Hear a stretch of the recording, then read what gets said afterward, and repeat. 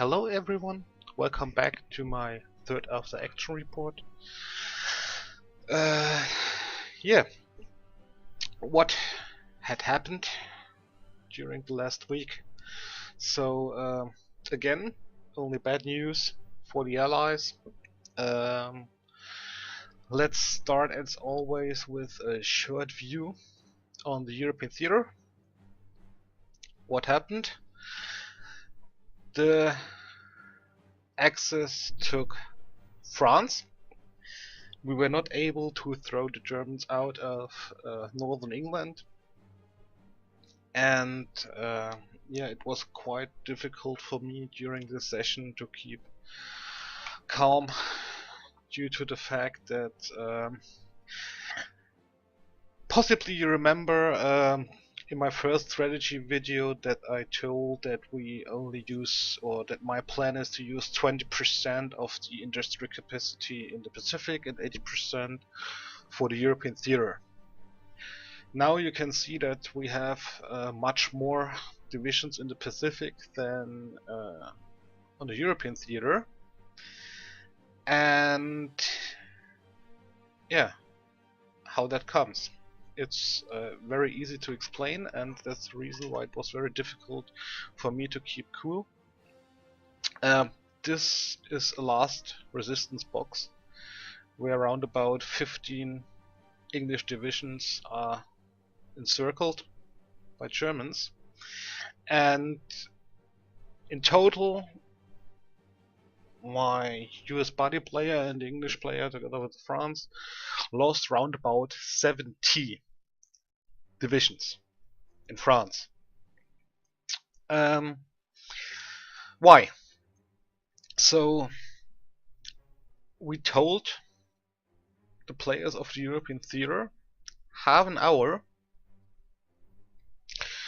before they surrender that if France will capitulate, it's very difficult to move the troops back, embark them and bring them out of France due to the fact that the Germans can use their strategic movement and our divisions have to move in normal mode. So half an hour before France surrendered we told it them. Then they made a plan, which is quite good, to set up a defense position behind a river to stop the Germans. Their idea was to use this river and to set up a defense position behind Paris. Behind Paris. Please find the mistake. Okay, half an hour later, France capitulated due to the fact that the Germans took Paris and the divisions were gone. That's the short story of the European theater, and it was quite difficult for me to take it easy. Yeah, what had happened during another time? The Germans marching forward. They had a landing operation in Canada, and that's another topic.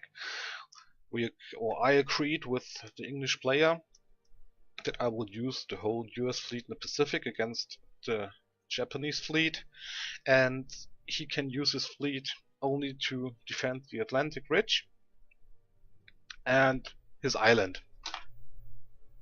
Both worked not that well. So I spent a part of my Pacific fleet to defend now the east coast of the United States, because we now have a big threat that the Axis will land directly on our east coast. Hopefully the players of the European theater can throw them out very quickly, otherwise we really have another big problem, and yeah, everything goes wrong at the moment. It's Murphy's Law, what can go wrong. Yeah, the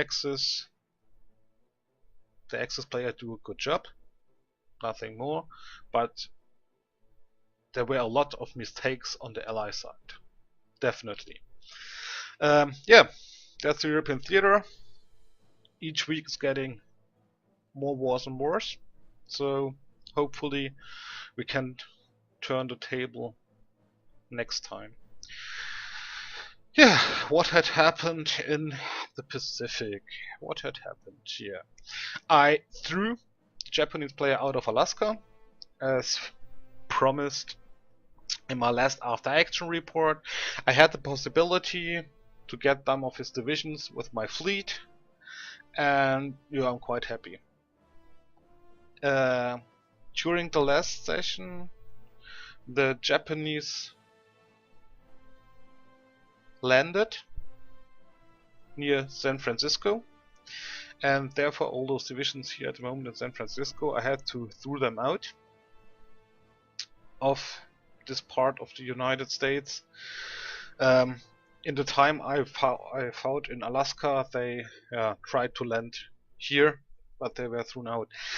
What had happened on the naval side, the whole Japanese fleet were standing here at San Francisco Bay, and I tried a full engagement. In my strategic video I said that my strategy is a mixture of Westmoreland and Nimitz, and Westmoreland tried to force the whole time a big engagement to crush the Viet Cong in Vietnam, and he tried to force, and I saw the chance. I was not combat ready, but I saw the chance to get a big engagement and to crush, or let's say destroy a part of the Japanese fleet. This naval combat lasts very long. As you can see, I have now 277 Navy experience. It was quite a long and big battle. The outcome was that the Japanese fleet, or we talked about it after the session in TeamSpeak, I talked with a Japanese player, and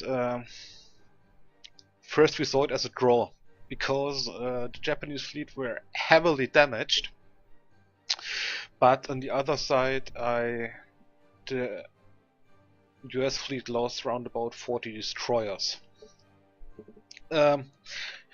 Now I see it as a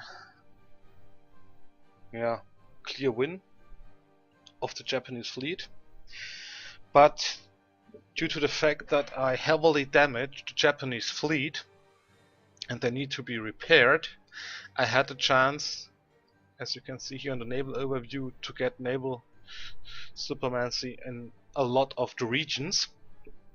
And as long as the Japanese fleet are now back in the homeland for repairs, I think I can move forward during the session next week and use this short time frame to take my last ships,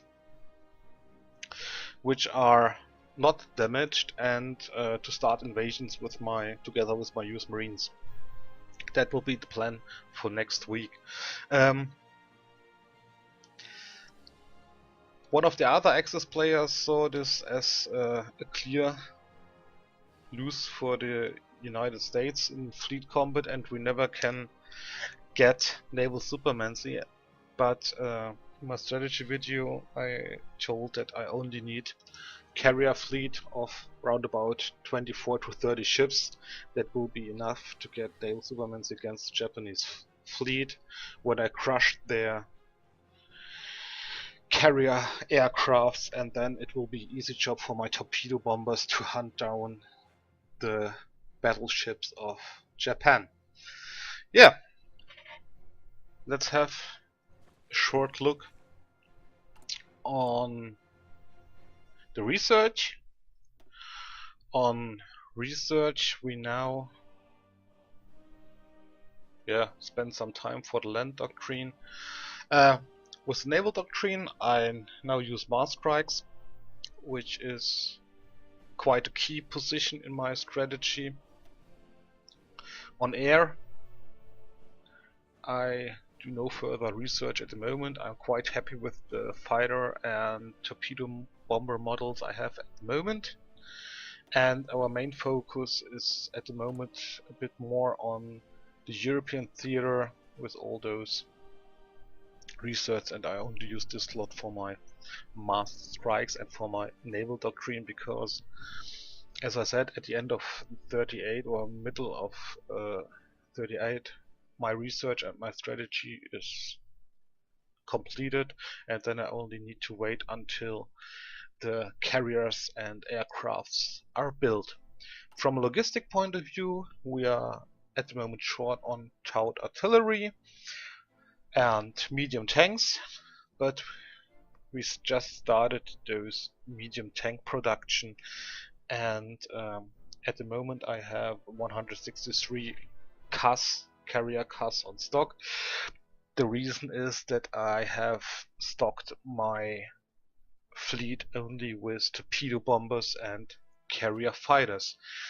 Let's have a look. What is the battle group at the moment? At the moment, I think there was a new carrier was built. Where it is? It's this one. I think it's a class 1 ship. Then this will be my carrier group, right? With this is the fleet I need to crush Japanese one. I need to upgrade this carrier again for a Tech 3 carrier, but they are still in production. And how are those carriers stocked? Those are the new models, where I told I have a deck space of around about 100. That was part of my strategy. And I have 80 naval torpedo bombers per carrier and 18 fighters. That means if it comes to a battle, I can launch 320 torpedo bombers and the fighters against the Japanese. The Japanese carriers have a deck size of around about 45 to 55, and they are, I think they will be partly stocked with dive bombers as well. And I have round about 74 fighters on air if it comes to a battle. That's much more than the Japanese fleet can send to the fight. And those two facts will mean I have air superiority in the naval battle, and I have 320 torpedo bombers which will crush the enemy fleet. So I will shoot down, hopefully, each single airplane of Japan, and my naval bombers can engage the battleships and their carriers and do heavily damage, and I will be out of range for their guns. So that means I have no threat on air, and I keep on range from their guns, and my fighters and bombers fly their missions during the whole day, and the battleships are not in range to engage my carriers. That's the idea behind, and hopefully after this crushing blow against the Japanese fleet, I can restock them or the old models with dive bombers to support my landing marines. So that's the idea for next week, to hunt the whole Japanese fleet with this little fleet, and yeah, hopefully this plan will work and we can turn the table. At the moment it looks really bad in the European theater, and Pacific is not going that way I want because the Japanese player is still here. But I can hold this part of the island, and yeah, we splitted this. They can hold this one, I will hold the other part. I do convoy raiding through the whole Pacific, and on Midway I have 100 fighters and 100 naval bombers. They're flying air superiority and naval strike missions, and that's the part of my strategy. As said at the beginning, yeah, I will use this as fire base to control this region, as well as here On Guam I have 200 fighters and 100 naval bombers to engage the enemy in this region. So hopefully I can throw back and crush the Japanese carriers, and then I think the Pacific War will turn and it's on my side to use then directly to the Japanese mainland, or to move forward to the islands in this region to protect the resources, as here in Singapore with rubber and so on, to cut those resources for the access and bring it to the Allies. So, hope you enjoyed this short overview. I think my buddy will build up the army again in the next session, and I try to crush the Japanese fleet. Thank you very much for watching. See you next week. Bye bye.